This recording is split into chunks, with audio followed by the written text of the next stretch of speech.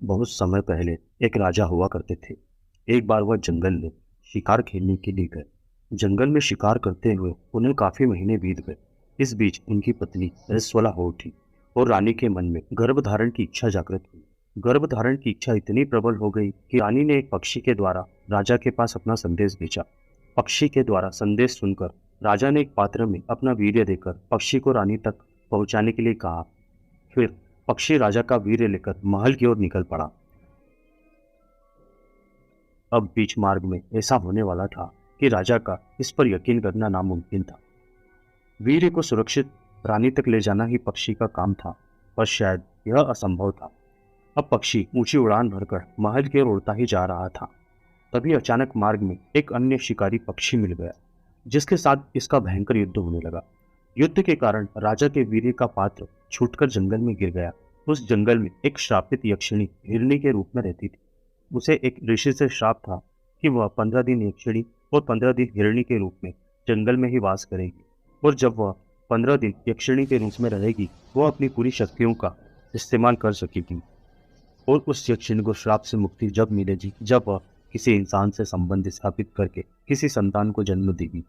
हिरणी के रूप में वह यक्षिणी जंगल में घूमते घूमते राजा के वीर्य के पात्र तक पहुंच गई, और उस वीर्य की गंध से वह यक्षिणी बहुत कामुक हो उठी। अब वह यक्षिणी हिरणी के रूप में उस वीर्य के गंध वाले इंसान को ढूंढने लगी। ढूंढते हुए उस यक्षिणी को इस बात की चिंता सता रही थी कि क्या वह उस वीर्य के गंध वाले इंसान को ढूंढ पाएगी, और ढूंढने के बाद किस तरह से वह उस इंसान से शारीरिक संबंध बनाएगी।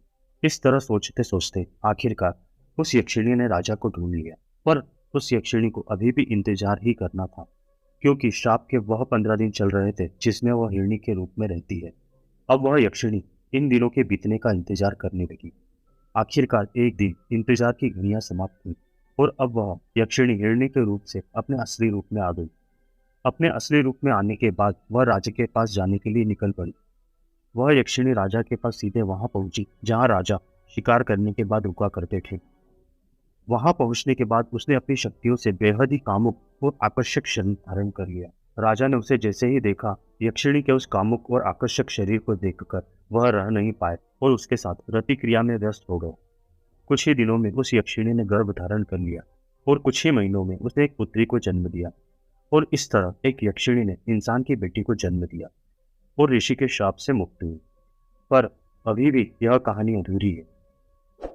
आगे देखने के लिए हमारे चैनल को सब्सक्राइब कर लीजिए और इस वीडियो को लाइक